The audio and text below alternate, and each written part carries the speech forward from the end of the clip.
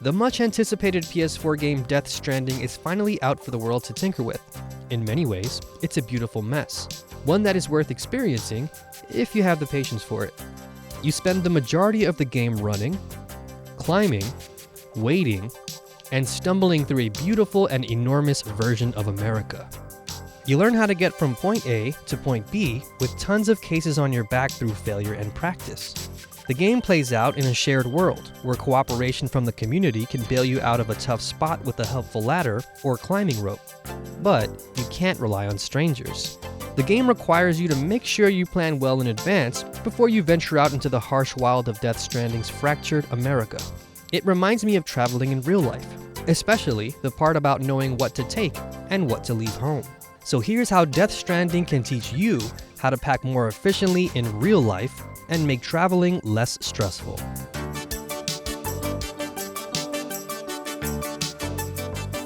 One thing Death Stranding makes clear about preparing for a trip is that you should try your best not to take too much with you in one go. Can you knock out 2 objectives safely in one trip? Sure, then go for it. Does it make more sense to not overdo it and save that extra standard order for another time? Probably. This will save you time in the long run by not having to waste time repairing damaged cases or redoing deliveries because you were ill-equipped to handle whatever the game threw at you. In real life, this boils down to making sure you don't bring too much with you on your trip. First tip, if you can avoid it, don't check a bag in. Especially if you're traveling internationally. You want to pack as light as possible if you're planning on doing any fun day trips, or, in the interest of time, making sure you're not stuck at baggage claim waiting for your stuff while your vacation timer ticks down. I travel quite often, sometimes lugging a lot of photo and video gear for work. Planning what comes with me and what gets left behind is crucial. Do it badly and you're running into problems at airport security, getting through the terminal, you name it. Do it right, and you can have as stress-free of a trip as possible once you land. Save that other stuff for another trip. In Death Stranding, trying to take on several deliveries in one go can weigh your character down, and set you up for failure if you forget to pack any repair spray, take a tumble down a cliff, or get jumped by a group of mules. In real life, hopefully you won't encounter any of those things on the way to the airport, but if you've ever flown out of Newark or LaGuardia, you just never know. If you must check a bag, make sure you put all of the non-essential items in there. Yes, this also applies to any goodies you've packed up for yourself or as gifts for friends and family. Death Stranding shows that it can be wise to divide what you pack. Any usable items that you need direct access to, like grenades or blood bags, should be on your back or on your body at all times. If you have the floating carrier or a reverse strike, use those as storage. In real life, let's say you're bringing photo or video gear.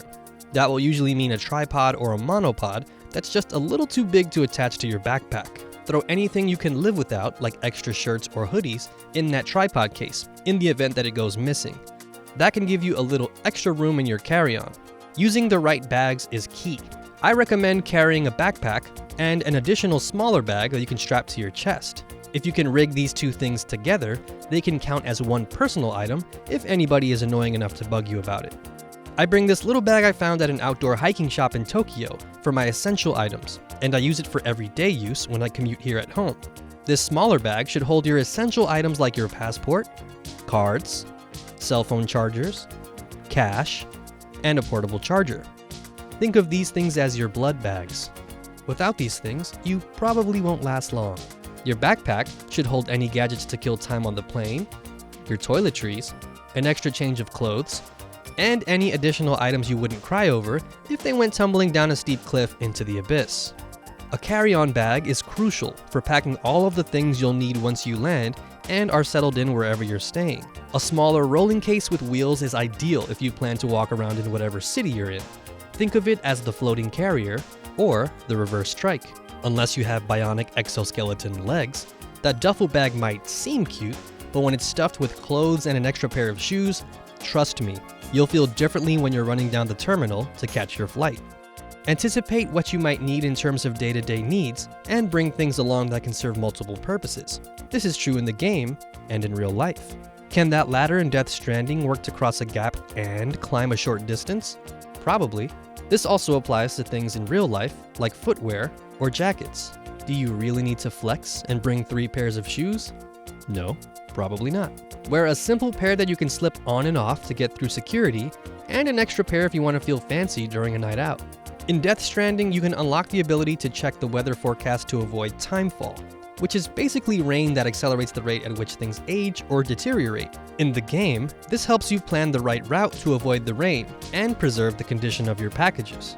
Checking the weather where you're going is key for real travel too.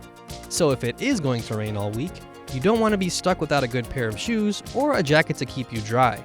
Lastly, navigating in Death Stranding can give you an advantage if you plan a route before venturing out too. Depending on what city you fly into, you might be able to download the map on your phone. Say, for example, I'm flying to San Francisco. Google Maps has a feature that lets you download a map for offline use in the event that you have no signal, or want to turn your phone into a Wi-Fi only device to avoid any potential roaming charges. You probably won't face any of the dangers that our boy Sam will in Death Stranding, but it's always good to be prepared and pack as light as you can. Best of luck out there.